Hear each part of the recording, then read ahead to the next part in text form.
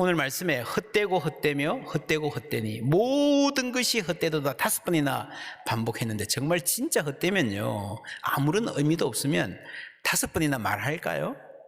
한 번도 말하기 싫어. 입만 아프지. 그렇지 않습니까? 이 전도자, 이 코헬렛이라는 사람이 어떤 사람인지 전도서 맨 마지막 12장 펴보시면요 이런 말 나옵니다. 전도자는 지혜자이어서 여전히 백성에게 지식을 가르쳤고 또 깊이 생각하고 연구하여 계속해서 공부를 많이 했습니다. 자문을 많이 지었으며 전도자는 뭐라고요? 뭔가를 힘써 노력한 사람이에요. 아름다운 말들을 구하였나니 진리의 말씀들을 정직하게 기록하였느니라. 코헬렛은 회중 앞에서 말하는 사람이면서 동시에 깊이 탐구하고 무게를 재듯 검토하며 바르게 정돈해 듣는 이에게 와닿는 말로 표현하기 위해서 굉장히 많은 노력을 기울이고 그리고 정직하게 기록하는 지혜 교사입니다. 힘써 무언가를 한 사람이에요. 그런데 아이러니하게도 바로 그 다음에 이런 말이 나옵니다. 내 아들아 또 이것들로부터 경계를 받으라. 많은 책들을 짓는 것은 끝이 없고 많이 공부하는 것은 몸을 피곤하게 하느니라. 공부하기 싫은 학생들이 들으면 아멘 할 것 같은 1장 17절에 이런 말 나옵니다. 내가 다시 지혜를 알고자 하며 미친 것들과 미련한 것들을 알고자 하여 마음을 썼으나 이것도 바람을 잡으려는 것인 줄을 깨달았도다. 지혜가 많으면 번뇌도 많으니 지식을 더하는 자는 근심을 더하느니라.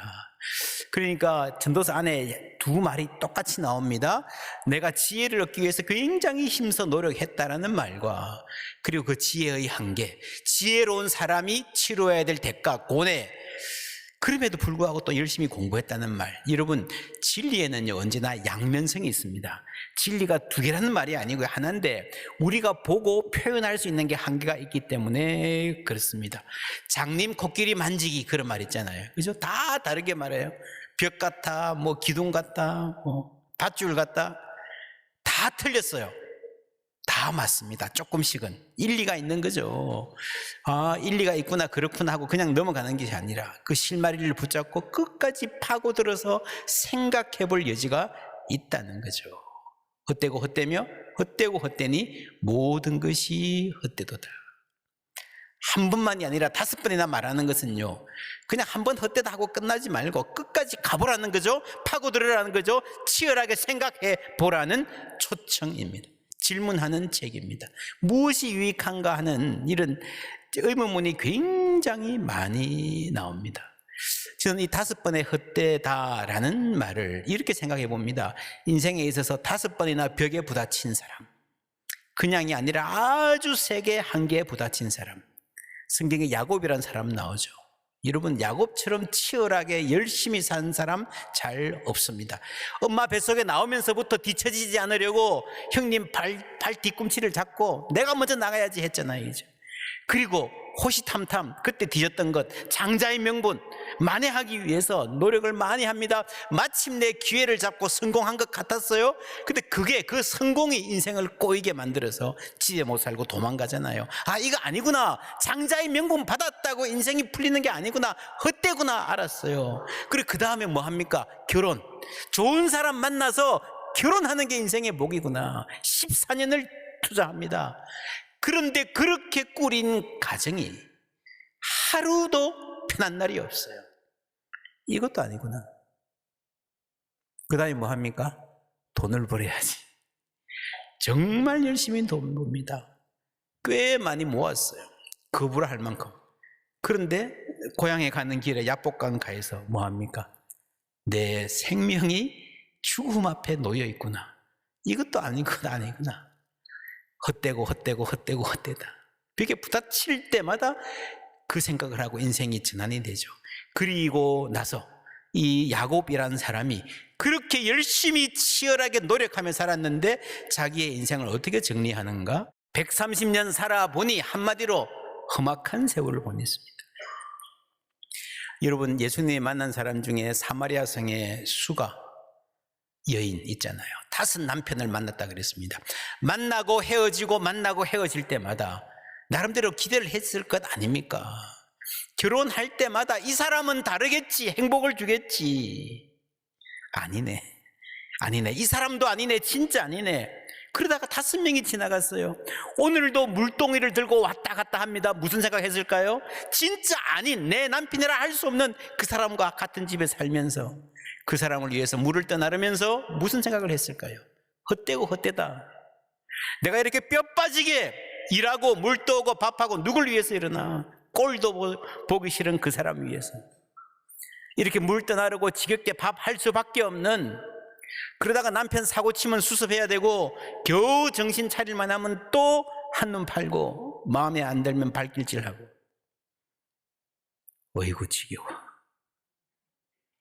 그런데도 또 물을 떠러 와야 돼. 밥을 해야 돼. 모세는 이렇게 말했습니다. 우리의 연수가 70이요 강건하면 80이라도 그 연수의 자랑은 뭐라고요? 수고와 슬픔뿐이다. 여러분 깜짝 놀랄 만한 것 같지 않습니까? 이 수고와 슬픔밖에 별거 없다라는 이 안에요, 모세의 일생 가운데 왕자로서, 이집트라는 대제국의 왕자로서 산 세월이 40년이나 포함되어 있습니다. 그렇게 럭셔리스하게 살았는데 그때는 좋았어. 그때는 인생 진짜 재밌었지. 살려면 그렇게 살아야지. 그렇게 말하지 않았다는 거죠. 그것도 포함해서, 왕자 시절도 포함해서 수고와 슬픔 뿐이었다. 여러분 오늘 이 전도서가 솔로몬의 이름으로 전해져 오잖아요. 모세도 더 큰 제국의 왕자였어요. 이런 모세가 이집트 제국에서 어떻게 나오게 되었을까요? 나오기 싫었는데 사고 쳐서 쫓겨나왔습니까? 그렇지 않아요. 자기 발로 나왔습니다. 믿음으로 모세는 장성하여 바로의 공주의 아들이라 칭함받기를 뭐라고요? 거절하고, 도리어 하나님의 백성과 함께 고난받기를 잠시 죄악의 낙을 누리는 것보다 더 좋아하고, 그리스도를 위하여 받는 수모를 애굽의 모든 보화보다 더 큰 재물로 여겼으니 이는 상주심을 바라봄이라. 자기 발로 나왔어요. 당당하게 갔습니다. 여러분 이 말씀만 보면요, 모세는 의로운 일을 하니까, 하나님의 뜻을 이루는 그 상주심을 바라보고 달려가니까 모세의 그 마음이 늘 의미로 가득하고 보람찼을 것이다 생각하는데요, 그것도 아닌 것 같아요. 모세조차도 수고와 슬픔뿐이다 그랬습니다. 광야에서 모세의 쓸쓸한 표정, 대단한 일에 쓰임 받으면서도 쓸쓸했던 그 모세의 표정, 이집트의 왕자로서 럭셔리어스하게 살면서도 지겨워했던 그 삶, 솔로몬 왕자 마찬가지 아닙니까?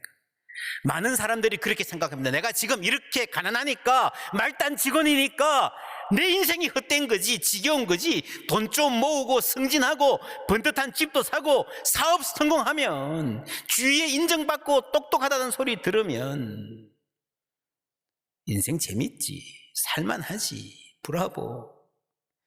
여러분 그러니까 전도서가 솔로몬을 등장시키는 거예요. 그만큼 출세해도, 그만큼 부유해져도, 그만큼 큰 권력을 가져도, 똑똑하다는 소리 듣고 대단하십니다 인정받아도 인생은 헛되다는 것입니다. 모든 만물이 피곤하다는 것을 사람이 말로 다 할 수 없다. 이 말은 내가 너무 힘겨워서 힘들어서 도저히 힘이 딸려서 못하겠다는 말이라기보다는요, 그런 피곤이라는 말이보다는 지겹다는 말이에요. 인생이. 여러분 이 성경이 진정한 희망의 가능성을 배제하는 것은 아닙니다. 우리에게 견고한 희망이라는 게 있다면 그 견고한 희망을 발견하는 과정에서 헛된 희망을 버릴 필요가 있는 것입니다. 그러기 위해서 질문하는 거예요. 뭐가 의미가 있는가? 전도서가 말하는 헛되다라는 단어는요, 사실 이게 번역하기가 굉장히 힘든 단어입니다. 히브리어로 헤벨이라는 말인데, 이게 헛되다, 아무 의미가 없다, nothing이란 말은 아니에요. 입김, 안개, 숨결. 여러분 안개가 눈에 보입니까? 입김이 눈에 보입니까? 보이죠. 보이는데 잡을 수가 없어요. 너무 가벼워요.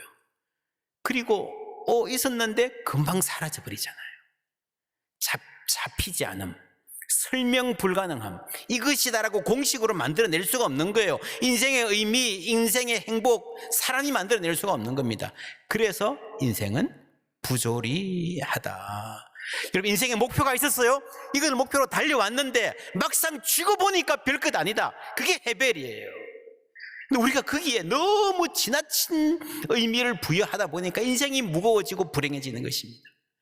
이게 전부 다인 줄 알았는데 막상 죽음의 문턱에서 보니까, 야복강에서 보니까, 인생의 결정적인 위기를 만나서 다시 돌이켜보니까 여러분, 그만큼 중요한 것은 아니었다라고 하는 거예요. 우리가 인생의 어떤 목적을 정해놓고 부여했던 그 의미들이 사실은 아주 가벼운, 조그만 연기처럼 흩어지는, 금방 있다가 없어져 버리는 해벨임을 만족해야 그때부터 진정한 인생의 의미를 알게 된다라는 것입니다. 의미 없다는 말이 아니라 붙잡을 수 없고 내 공식, 나의 성공, 행복 방정식대로 되지 않는다는 것입니다. 그래서 탄식합니다. 그래서 정직한 탄식은 과도한 의미 부여로부터 해방되는 것입니다. 믿음이 좋다는 게 뭡니까? 교회 안에서 억지로 괜찮은 척, 거룩한 척, 아무 질문이 없는 것처럼, 인생의 회의가 없는 것처럼 살아가는 것이, 여러분, 그게 신앙 좋은 게 아니라는 말을 전도서는 하고 있습니다. 놀랍게도 3000년 전에 쓴 이 책이 오늘날 포스트 마던 시대 무슨 의미가 있는가? 당신들이 의미라고 생각하고 고집하고 살았던 그거 다 해체되어야 된다라고 하는 이 시대의 고민과 굉장히 비슷합니다. 21세기에 딱 맞는, 21세기 사람들에게 정말로 필요한 성경이 이 전도서예요. 2016년에 이런 책이 나왔습니다. 노오력의 배신. 제가 이 책을 별로 좋아하지는 않습니다만은 과도할 만큼 걱정스러울 만큼 부정적입니다. 그러나 이 책이 나온 배경, 이 문제의식은 우리가 알 필요가 있습니다. 이게 전도서의 메시지와 일맥통하는 면이 있습니다. 옛날 세대의 성공 공식 뭐예요? 옛날 세대의 성공 공식, 안 되는 일 없단다, 노력하면. 송대관 스토리 같은, 그렇죠? 그런데 우리 아버지 때는 그랬지만 이제는 다르다는 게 젊은이들의 아우성이라는 거예요. 아버지들이 집에서 뭐라 그럽니까? 야 임마, 네 아버지는 시골에서 단돈 몇십만 원 지고 여기 와가지고 장사하고 사업해서 너희들 다 키웠어, 집도 샀어. 맞아요. 근데 그거는 그때고요. 지금은 다르다는 거예요. 우리도 노력해봤어요. 안 돼요. 야, 너희들이 충분히 안 해서 그렇지. 더 해봐. 그래서 노오력이란 말이 나온 거예요. 노오력이란 말이 그 말이에요. 여러분, 헛되고 헛되다 이게요, 내 뜻대로 안 된다 이게요, 오늘의 문제가 아닙니다. 모세도 인생을 다 살아보니 그 년수의 자랑이 수고와 슬픔뿐이라 그랬잖아요. 그래서 여러분, 이 전도서는 나이가 지극히 든 분들이 좀 이해가 되는 성경이지만 사실은요, 젊은이들에게 더욱더 필요한 말씀입니다. 젊은 시절의 인생 전체를 조망하며 어설픈 희망에 매이지 않는 지혜가 무엇보다도 필요합니다. 어떻게 해야 우리가 견고한 희망으로 자라갈 수 있을까 하는 것입니다. 그래야 혹 내가 기울인 노력이 실패하더라도, 생각만큼 이 공식이 안 먹히더라도 낙심하지 않을 수 있습니다. 혹 내 노력이 성공하더라도 그거 잠시예요. 인생의 의미, 거기에 있지 않음을 알아야 됩니다. 그래서 여러분, 이전 세대의 고정된 틀에 사고 이게 행복이야, 이게 성공이야, 이 정도는 번듯하게 살아야 돼, 그걸 넘어서야 된다는 거죠. 거기에 진리가 있습니다. 진리가 우리를 자유롭게 한다는 말은요, 진리 아닌 것, 진짜 중요하지 않은 것은 전부 다 상대적이라는 거예요. 있으면 좋겠지만 없다고 해서 죽는 거 아니라는 겁니다. 그래서 우리가 자유를 향해 가는 길에 그 자유를, 그 진리를 제한하는 장애물을 제거하자 하는 그 질문, 그 회의가 바로 전도서인 겁니다. 재작년에 일본 영화 Perfect Days, 완벽한 날들이라는 영화가 나왔습니다. 영화 선전 문구에 보면 당신의 하루는 어떤 기쁨으로 채워져 있나요?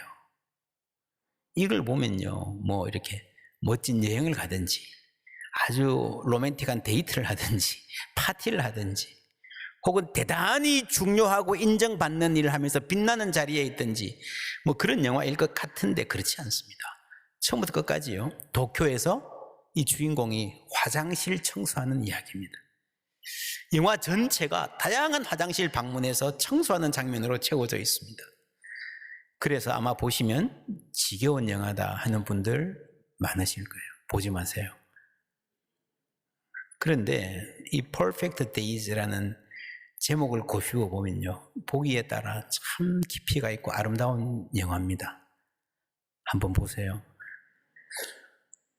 이 전도서를 쭉 읽으면서 보기에 좋은 영화입니다. 아침에 알람이 울리면요, 그 좁은 방에서 일어나서 열쇠 딱 챙겨서 집 앞에 나오면 자판기가 있어요. 캔커피 하나 딱 내려서 트럭을 타고 이제 몰고 청소하러 갑니다. 정성을 다해서 청소해요.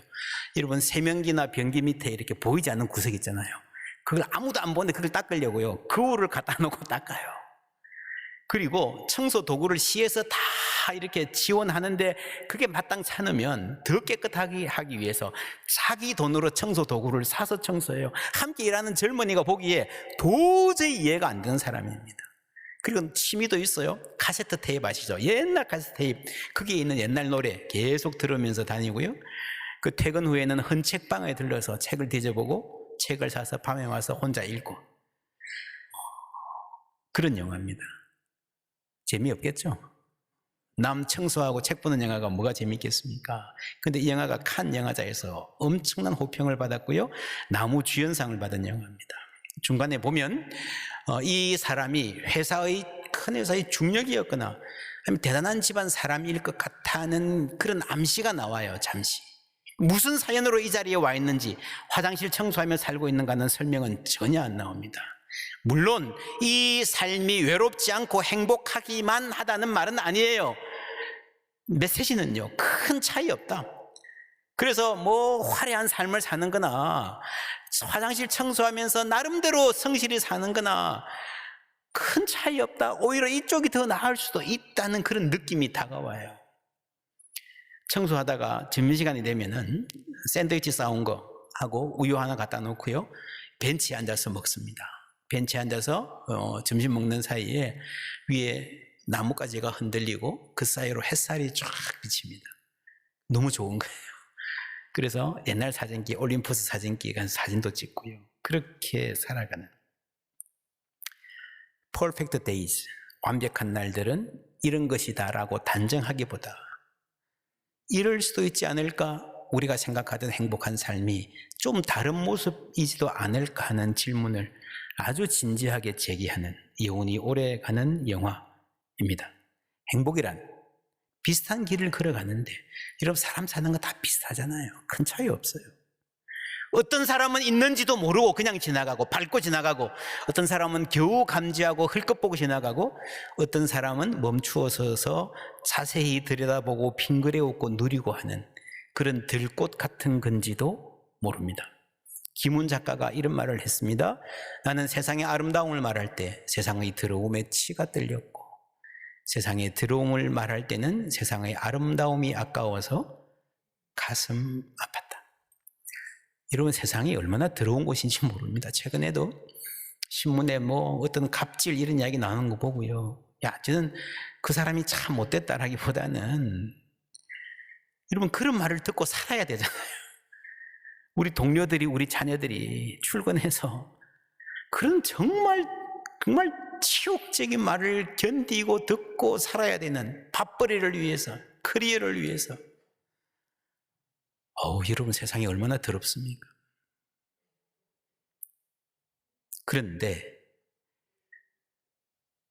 더럽다고 버리기에는요, 외면하기에는요, 너무 아름다운, 가슴 아프도록 아름다운 면들이 또 이 세상에, 우리 인생에 있다라고 하는 거예요. 여러분, 이 전도서 말씀을 통해서 헛되다라고 시작했던 바로 이 삶 안으로 깊이 들어가 보면요, 내 삶 안에 하나님이 숨겨놓으신 어떤 아름다움이 있는지 발견할 수 있는 그런 은혜가 있기를 주님의 이름으로 축원합니다. 전도서라는 성경은 우리의 수고와 성취를 무시하지 않습니다. 다만 거기에 과도한 의미를 부여하는 것을 경계합니다. 전도서는 쾌락과 소비를 정죄하지 않습니다. 맛있는 거 먹고 좋은 시간 가지고 그렇게 해라 그럽니다. 다만 그것이 영원을 대신하지 못하게 합니다. 전도서는 인생의 불확실성을 부정하지 않습니다. 불확실한 세상을 살아가기 때문에 우리가 겸손할 수 있다. 참 지혜를 가르칩니다. 전도서는 모든 것이 헛되다 해서 끝나지 않습니다. 그럼에도 불구하고 어떻게 살아갈 것인가 질문을 하고 그 질문을 성실히 진지하게 집요하게 끝까지 밀고 갑니다. 질문하는 용기, 끝까지 밀고 가는 끈기. 거기서 자유가 생기는 거예요. 과도한 의미 부여로부터의 자유. 우리가 행복하자고 그렇게 열심히 일하고 공부하고 노력했는데 저축하고 아껴서 이만큼 왔는데 나는 왜 행복하지 않을까요? 노력하고 성공을 위해 뛰는 건 나쁘지 않습니다. 헛되고 헛되기만 하다는 말이 아니라 가볍다는 거예요. 잠깐이면 지나가는 안개 입김과 같다는 겁니다. 잡으려 하면 손으로 다 빠져나가는 것입니다. 전혀 의미 없다는 말이 아니고요. 가볍다. 우리가 너무 작은 것에 너무 큰 의미를 부여해서 이것 아니면 죽는다. 이것 있어야 내 인생에 행복할 것이다. 너무 올인하고 살았기 때문에. 우리가 내 행복에만 너무 많은 관심이 있었기 때문에. 그래서 바로 그것이 우리의 행복을 심각하게 가로막고 있다는 역설적 진리를 전해주는.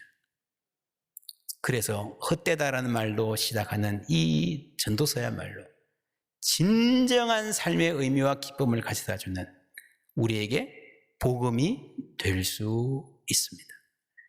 이런 우리의 인생이에요. 눈에 보이는 것. 해 아래에서의 모든 수고가 무엇이 유익하라. 해 아래 일에만 한정되어 있으면요. 아무리 성공해도 여러분 허무하게 되어 있습니다. 이 땅에 재물 모으는 것, 이 땅에서 사람들 인정받는 것, 이 땅에서의 쾌락, 그게 모든 것을 걸면요. 인생이 힘들 수밖에 없습니다. 여러분, 이 세상이 전부가 아님을 아는 지혜가 있기를 주님의 이름으로 축원합니다. 올 한 해 우리 전체 사역을 이끌어가는 키워드가 이겁니다. On journey. 우리는 길을 가는 사람입니다. 세상의 나그네입니다. 이 땅이 우리의 영원한 집이 아닙니다. 그것을 알기 때문에 하늘 소망으로 살아가기 때문에 이 땅의 소망이 전부가 아니기 때문에 오히려 이 땅에서의 삶을 하루하루를 온전히 누리며 살아갈 수 있을 줄 믿습니다. 온전히 나그네 길임을 아는 인생이 하루하루를 순간순간을 온전히 풍성하게 살아가는, 여러분 이 땅의 삶이 전부가 아님을 알기 때문에 하늘 소망으로 살아가기 때문에 이 땅에서의 삶도 풍성하게 살아갈 수 있는 그런 은혜 하나님 우리에게 주시기를 원하십니다. 올 한 해 이 은혜 누리시기를 주님의 이름으로 축원합니다. 오늘부터 3개월 동안 온 교회가 함께 전도서의 말씀 묵상하는데 이 말씀을 통해서 인생의 진정한 의미, 견고한 소망, 참 기쁨에 한 발 더 가까이 가는 진리의 사람, 자유의 사람 다 되시기를 주님의 이름으로 축원합니다.